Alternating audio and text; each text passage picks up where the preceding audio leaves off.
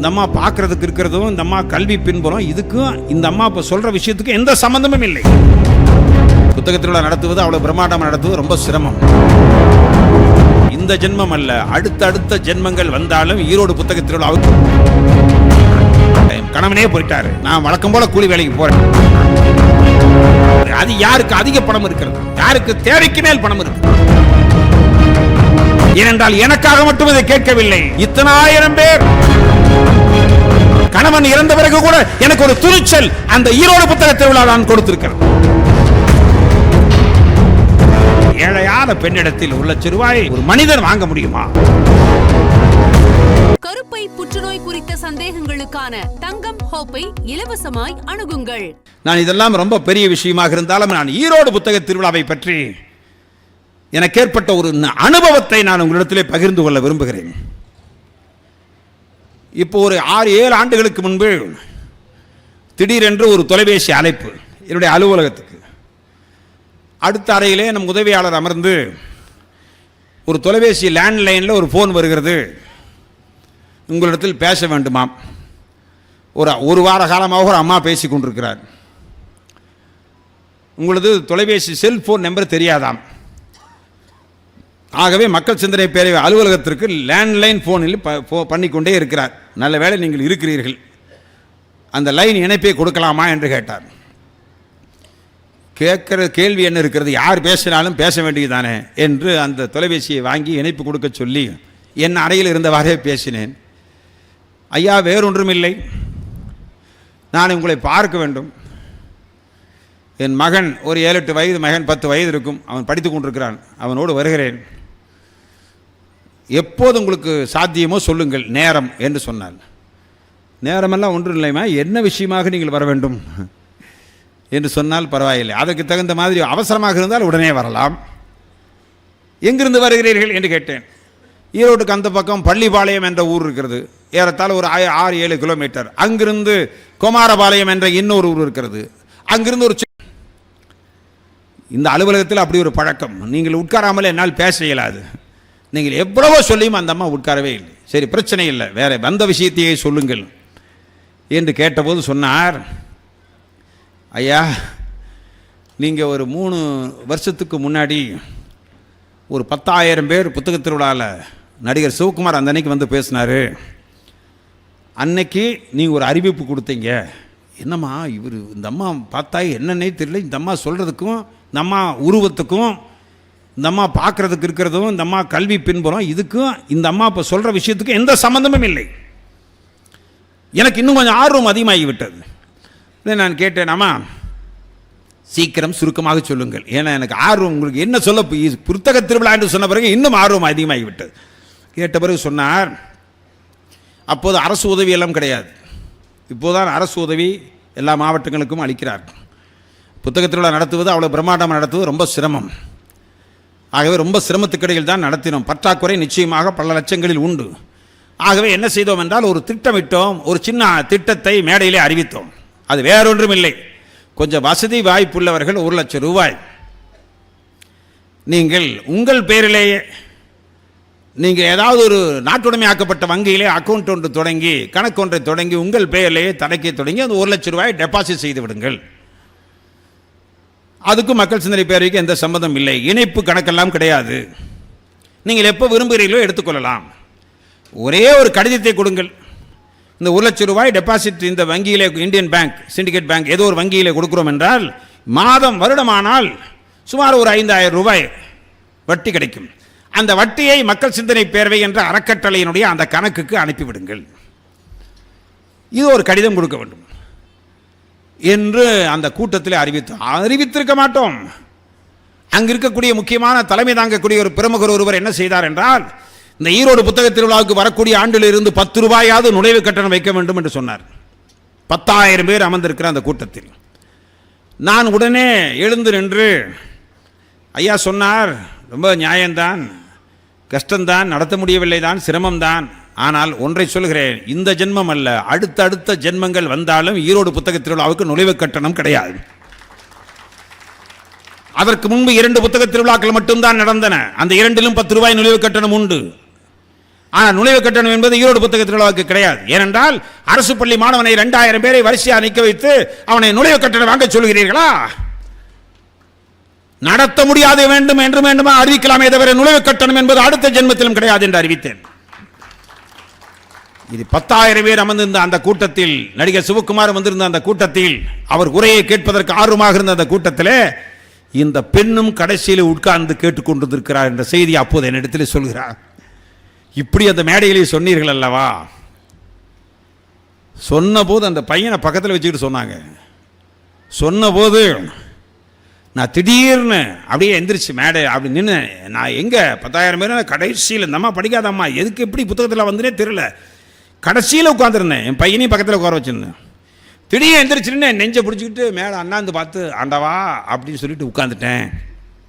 3 வருஷத்துக்கு முன்னாடி என் பையன் கூட அம்மா உட்காரமா அத்தனை பேர் பார்க்குறாங்கன்னு சொன்னான்.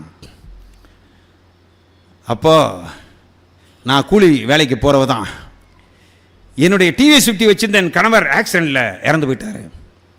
இந்த பையன் தான் எனக்கு மிச்சம். இன்றைக்கி டெய்லி கூலி வேலைக்கு போயிட்டுருக்கேன். அதுக்காக ஒரு வழக்கறிஞர் வந்தார், நானே அந்த கேஸ் நடத்துகிறேன்னு சொல்லிட்டாரு.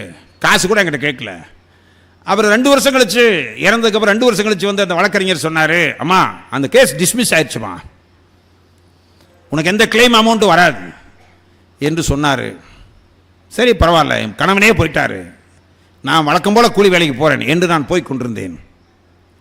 திடீரென்று அதற்கு பிறகு 2 ஆண்டுகள் கழித்து அதே வழக்கறிஞர் மோட்டார் சைக்கிள் என் வீட்டுக்கு வந்து, அம்மா 2.5 லட்சம் ரூபா உன் கணவனுக்கு இழந்து போனதா சொன்னான்ல, இப்போ மறுபடியும் மீண்டும் கிடைத்து விட்டது, அதில் 1.5 லட்சம் ரூபாயை ஜட்ஜி டெபாசிட் பண்ண சொல்லிட்டார், 1 லட்சம் ரூபாயை உன்னிடத்திலே கொடுத்து விட்டு போவதற்காக வந்தேன் என்று வழக்கறிஞர் சொன்னார்.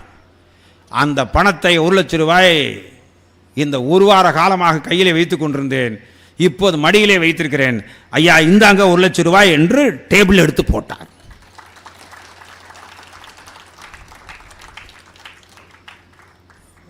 அருமை பெரியவர்களே, நான் ஆடி போய்விட்டேன். எதற்கம்மா இந்த 1 லட்சம் ரூபாய்? நான் மேடையில் சொன்னது வேறு. யார் வசதி இருக்கிறார்கள், யார் வாய்ப்பு இருக்கிறது, அது யாருக்கு அதிக பணம் இருக்கிறது, யாருக்கு தேவைக்கு மேல் பணம் இருக்கிறது, அவர்களுக்கு தானே டெபாசிட் செய்ய சொன்னேன். ஐயா நான் கூட திடீரென்று எழுந்து நின்றேன் என்று சொன்னேனே, ஆண்டவா எனக்கு அந்த 1 லட்சம் ரூபாய் கொடுக்கிற வாய்ப்பு என்னைக்காவது கிடைக்காதா என்று ஆண்டவனைத்தான் நான் வேண்டினேன். இப்போ கிடைத்து விட்டது. தயவு செய்து நீங்கள் மறுக்கக்கூடாது. இந்த 1 லட்சம் ரூபாயை அம்மா நான் கொடுக்கறதுல டெபாசிட் நீங்களே செய்யுங்கள், நீங்களே எங்கள் பெயரில் டெபாசிட் செய்யுங்கள், உங்கள் பெயரில், எனக்கு அதெல்லாம் இல்லை. ஆனால் ஈரோடு புத்தக திருவிழா மட்டும் எந்த காலத்திலும் நிற்கக்கூடாது. ஏனென்றால் எனக்காக மட்டும் இதை கேட்கவில்லை, இத்தனை ஆயிரம் பேர், நான் எங்கிருந்தோ வருகிறேன், கிராமத்திலிருந்து வருகிறேன், அங்கிருந்து பஸ் பிடிக்க வேண்டும், அதற்கு பிறகு அங்கிருந்து பஸ் பிடிக்க வேண்டும், ராத்திரியில் தனியாக போக வேண்டும். என் பையன் சின்ன பையனாக இருந்தாலும் அவனுக்கு பெரிய துணை இல்லை. ஆனாலும் அந்த புத்தக திருவிழாவுக்கு தினசரி வருகிறேன். எனக்கு படிக்க தெரியாது, ஆனால் பேச்சை கேட்க எனக்கு தெரியும். அது வந்த பிறகு எனக்குள்ள ஒரு மாற்றம் ஏற்பட்டிருக்கிறது. என் கணவன் இறந்த பிறகு கூட எனக்கு ஒரு துணிச்சல் அந்த ஈரோடு புத்தக திருவிழா நான் கொடுத்திருக்கிறது. ஆகவே இது எல்லாருக்கும் அந்த நன்மை போய் சேர வேண்டும். தயவு செய்து இதை மறுத்து விடாதீர்கள். நான் நம்ப மாட்டீர்கள் பெரியவர்களே. யோசித்து பாருங்கள், அந்த மாதிரி ஒரு ஏழையான பெண்ணிடத்தில் 1 லட்சம் ரூபாய் ஒரு மனிதன் வாங்க முடியுமா? எவ்வளவுதான் நமக்கு தேவை இருந்தாலும், எவ்வளவுதான் அது பொது விஷயத்திற்காக பயன்பட்டாலும், இந்த பெண் யார் இவள்? நான் கேட்கிறேன், என்னால் தாங்க முடியவில்லை. நான் எவ்வளவோ சொல்லி பார்த்தேன். வெளியே போய் மகனோடு நிற்கிறாரே தவிர மனித உணவு கூட செல்லாமல் ஒரு உண்ணாவிரதம் இருப்பவரை போல, ஒரு அறப்போராட்டத்தை நடத்துவரை போல. அதற்கு பிறகு வேறு வழி இல்லாமல் பிறகு பார்த்துக் கொள்ளலாம், இந்த அம்மா இவ்வளவு அழுத்தமாக இருக்கிற போது நம்ம என்ன செய்வது என்று தெரியவில்லை என்று என் அலுவலக ஊழியரை அழைத்து, புதிதாக அப்போதான் 2 வாரங்களுக்கு முன்பு ஒரு இந்தியன் பேங்க் புதிதாக அரசுரிமையாக்கப்பட்ட வங்கியை நான் திறந்து வைப்பதற்காக அழைக்கப்பட்டு திறந்து வைத்திருந்தேன். அந்த மேலாளருக்கு தொலைபேசியில் தொடர்பு கொண்டு என்னுடைய அலுவலக ஊழியரை அனுப்பி அந்த அம்மா பெயரில் 1 லட்சம் ரூபாய் டெபாசிட் செய்து, அந்த அம்மா கைப்பட எழுதி இந்த வருடந்தோறும் 5000 எவ்வளவு வருகிறதோ அந்த வட்டி மக்கள் சிந்தனை பேரவை புத்தக திருவிழா நடத்துவதற்காக அனுப்பிவிடுங்கள் என்று எழுதப்பட்ட கடிதம். இது நான் சொல்லி 6-7 ஆண்டுகள் ஆகிறது. இப்போ நீ எப்போ வேண்டுமானாலும் திருப்பி எடுத்துக்கொள்ளம்மா, இந்த பணம் எங்களுக்கு வேண்டாம், இப்போதைக்கு உன் ஆத்திரமாக ஆதங்கத்தோடு இருக்கிறாய், வாங்கிவிட்டோம் என்று நான் சொன்னேன். இப்போ எனக்கு ஒரு சந்தேகம் வந்து, அந்த இந்தியன் பேங்கில் இது நாள் வரைக்கும் நான் கவனிக்கவே இல்லை, அது பணம் வந்ததா போய் ஏற்ற எனக்கு தெரியாது. ஒரு 2 மாதங்களுக்கு முன்பு அந்த இந்தியன் பேங்க்கில் போய் என் ஊழியரை போய் பார்த்து விட்டு வர சொன்னால், அந்த கணக்கு தொடங்கியது தான். அதுவரை அந்த அம்மா வரவும் இல்லை, கேட்கவும் இல்லை. தானாக மக்கள் சிந்தனை பேரவை அறக்கட்டளைக்கு அந்த வட்டி தொகை வந்து கொண்டே இருந்திருக்கிறது 5-6 ஆண்டுகளாக. அருமை பெரியவர்களே, மகத்தான பெரிய மனிதர்கள் செய்கிற அன்பு இருக்கிறது. இது அந்த அன்பு அந்த அம்மா தன் சுயநலத்திற்காக செய்யவில்லை, மக்களின் மீது இருக்கிற அன்பு. எவ்வளவு பிரச்சனை இருந்தாலும், எவ்வளவு சோகம் இருந்தாலும், எனக்கு எவ்வளவு இழப்பு இருந்தாலும், என் கணவன் இழந்து விட்டான், நான் கூலி வேக செய்கிறேன், பையில் பணம் இல்லை, வழக்கறிஞர் பணமே வராது என்று சொன்னார், மறுபடியும் வந்து விட்டது சொன்னார், அதுவும் டெபாசிட் சொன்னார், எதை பற்றியும் கவலைப்படவில்லை. ஆனால் ஈரோடு புத்தக திருவிழா நின்றுவிடக் கூடாது என்று சொன்னாலே ஒரு பெண்மணி, அன்பென்று கொட்டு முரசே, எங்கெல்லாம் அன்பு இருக்கிறது. நான் ஒரு உதாரணத்தை, எனக்கு நேரம் இல்லை, கடைசியாக ஒரே ஒரு உதாரணத்தை சொல்லி நான் முடிக்கிறேன். ஐயா பேச வேண்டும். இதே மாதிரி உதாரணம் தான். சரவணன் என்ற ஒருவன் அதே பள்ளிபாளையத்தில் ஒரு தொழிலாளியாக இருக்கிற ஒருவன் திடீரென்று வந்தான். தன் 2 குழந்தைகளை மனைவியும் அழைத்து வந்தான். ஐயா வணக்கம், நான் தொழிலாளி, நான் அங்கே பள்ளிபாளையத்திலே தொழிலாளியாக இருக்கிறேன், ஒரு சாமானிய தொழிலாளி தான். எனக்கு ஒரு சின்ன சிந்தனை இருந்தது. அவனுக்கு சிந்தனை, எங்கள் மக்கள் சிந்தனை, இதுக்கு பேரே மக்கள் சிந்தனை பேரவை. ஆனால் அவனுக்கு ஒரு சிந்தனை பிறந்தது. என்ன சிந்தனை என்றால், எங்கள் வீட்டில் கொஞ்சம் கொஞ்சமாக எனக்கோ என் மகனுக்கோ என் மனைவி உழைக்கிற மகளுக்கோ ஏதாவது ஒரு காரணத்தால் அவன் சொன்ன காரணம், இந்த வாரம் 1 கிலோ கறி எடுக்கலாம் என்றால் இந்த வாரம் அதை தள்ளி வைத்து விடலாம் என்றெல்லாம் நினைத்து ஒரு உண்டியலில் பெரிய மண் உண்டி ஒன்றை வாங்கி சென்ற ஈரோடு புத்தக திருவிழா இருந்து அந்த உண்டியிலே பணம் போட்டுக்கொண்டே வந்தோம். இந்த 1 வருடம் ஆயிற்று. பல கெட்ட பழக்கங்கள் அல்லது தீய பழக்கங்கள் அல்லது அதிகமாக செலவிட பழக்கங்கள், ஹோட்டலில் போய் சாப்பிடுறது அத்தனையும் இந்த 1 வருடத்தில் நிறுத்திவிட்டோம். அத்தனையும் தொகையாக இந்த உண்டியில் இருக்கிறது. இந்த உண்டியில் எவ்வளவு இருக்கிறது என்று எனக்கு தெரியாது. புத்தக திருவிழா இதே போன்று மேடையில் சிறப்பு விருந்தினை அழைத்து கீழே செல்கிற போது அந்த உண்டியலை என் கையிலே கொண்டு வந்து கொடுக்கிறான். நான் சொன்னேன், 1 வருட காலமாக உழைத்து ஓடாய் தேய்ந்து இதை கொண்டு வந்திருக்கிறாய், நாங்களோடும் இந்த திட்டத்தை அறிவிக்கவில்லையே, நீயே செய்திருக்கிறாய் என்று சொன்ன பிறகு, இல்லை இல்லை, என் மனைவியோடு வந்திருக்கிறேன், குழந்தைகளோடு வந்திருக்கிறேன், வாங்கி சென்றே தீர வேண்டும் என்று நான் உடனே ஐயா ராமலிங்கம் அவர்களைப் போல அப்போது ஜஸ்டிஸ் மகாதேவன் வந்திருந்தார், இந்த மாதிரி பெரிய பெரிய சிறப்பு வந்திருந்தார், அவங்க கையிலே கொடுத்து விட்டேன். அது மஞ்சள் சட்டை போட்ட மக்கள் சிந்தனை பேரவையின் தொண்டர்கள், தொண்டூழியம் செய்யக்கூடிய மாணவர்களை அனுப்பி இது எவ்வளவு ரூபாய் என்று பார்த்து எண்ணி அவருக்கு ஒரு ரசீது கொடுத்து விடுங்கள் என்று சொன்னேன். அவருக்கும் தெரியாது, இவரை பக்கத்திலே உட்கார வைத்து எண்ணுங்கள் என்று சொன்னேன்.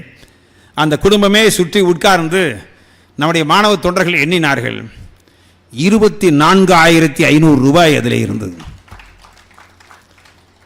நான் சொல்வது 7-8 ஆண்டுகளுக்கு முன்பு. அருமை பெரியவர்களே, 7-8 ஆண்டுகளாக ஒவ்வொரு ஆண்டும் நான் வேண்டாம் வேண்டாம் என்று சொன்ன பிறகும் அதே போல பெரிய மண்ணுண்டியை வாங்கி சென்று அதே போல ஒவ்வொரு ஆண்டும் கொண்டு வந்து அதே சரவணன், அதே தொழிலாளி, அதே குடும்பத்தோடு வந்து ஒவ்வொரு ஆண்டும் கொடுத்து விட்டு செல்கிறான். அன்பென்று கொட்டு முரசே. அது என்னத்தை சொல்வது? இது போன்ற எத்தனையோ சம்பவங்களை சொல்லலாம். இவர்களை சொல்வதா, நான் தான் உலகத்தின் பெரிய எஜமானன் என்று போரை தூண்டிவிட்டு கோடிக்கணக்கான பேரை கொன்று குவிக்கிற கயவர்களை சொல்வதா? யார் மனிதன்? படித்தவன் மேதாவியா? பட்டம் பெற்றவன் எல்லாம் உயர்ந்தவனா? பணக்காரன் எல்லாம் பெரியவனா? நான் பணக்காரர்களை தவறாக சொல்வதாக கருதி கூட கூடாது. பணம் ஒன்றே தகுதி அல்ல, பணமும் மனமும் சேர்ந்தவன் 1000 பேர் இருக்கிறான். புரவலர்கள் இல்லாமல் புலவர்கள் இல்லை. அது கம்பன் காலத்திலே சடையப்பவர்கள் இருந்தது போல புலவர்கள் தேவை, புரவலர்கள் தேவை. இன்று கூட புரவலர்கள் இருந்ததால் தானே இந்த நிகழ்ச்சி நடக்கிறது. ஆனால் ஏதோ ஆதிக்க கொக்கரித்துக் கொண்டிருந்தார்களே, அதுபோல் அல்லாமல் இந்த சாமானியர்கள் இருக்கிறார்களே, அவர்கள்தான் அன்போடு இருக்கிறார்கள், பண்போடு இருக்கிறார்கள், அடுத்த தலைமுறையை பற்றி சிந்திக்கிறார்கள். எதிர்கால தமிழகத்தை சிந்திக்கிறார்கள். எல்லோரும் நன்றாக இருக்க வேண்டும் என்று கருதுகிறார்கள். அன்பென்று கொட்டு முரசே, அதில் ஆக்கமுண்டாம் என்று கொட்டு. நன்றி, வணக்கம். கருப்பை புற்றுநோய் குறித்த சந்தேகங்களுக்கான தங்கம் ஹோப்பை இலவசமாய் அணுகுங்கள்.